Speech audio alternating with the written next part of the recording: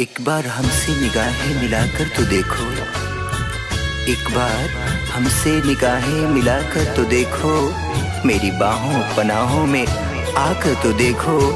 सारी दुनिया ये हंसी लगने लगेगी, सारी दुनिया ये हंसी लगने लगेगी।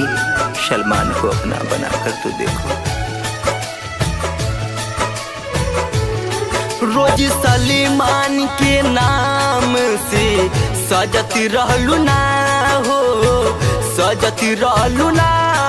काहे पली भरी में जान तू बदली गईलू ना हो, बदली गईलू ना। जैसे बगिया में फूलबा खिलती रहला हो, खिलती रहला। काहे पली भरी में जान तू बदली गईलू ना हो, बदली गईलू ना। हो सके तो ये हमको सजा दीजिए, हो सके तो ये हमको सजा दीजिए। अपनी जुल्फों का कैदी बना लीजिए।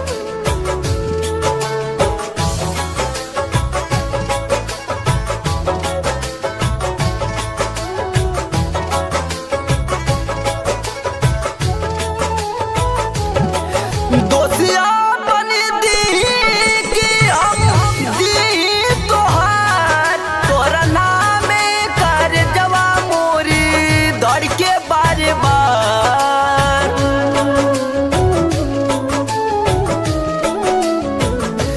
संगे जिए मारे के तू ही कैलू करार, काहे बीचे डगरिया में कैलू इनकार। हमर अखिया में बसल बाटे रूपवा तोहार हो, रूपवा तोहार।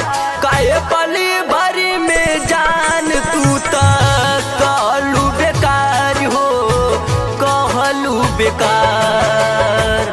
हम भी मजबूर हैं, तुम भी मजबूर हो, हम भी मजबूर हैं, तुम भी मजबूर हो। वजह क्या हुई है मेरी नजरों से दूर हो।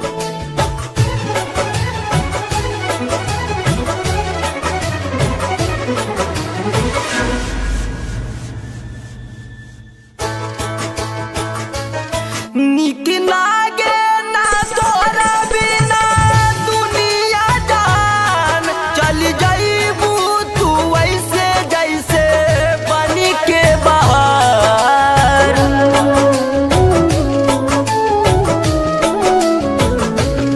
शिवबादने विकास के तू कैलू परेशान, ये जुदाई में पीर से ता चली जाई जान।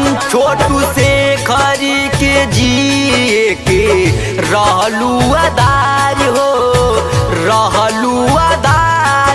काहे सलमान से गोरी तू कैलू नैनाचार हो, कैलू नैनाचार। हमारा किस्मती में नईखे प्यारी बातों हार हो, प्यारी बातों हार। काहे जिंदगी में आइलू बनी के बहार हो, बनी के बहार।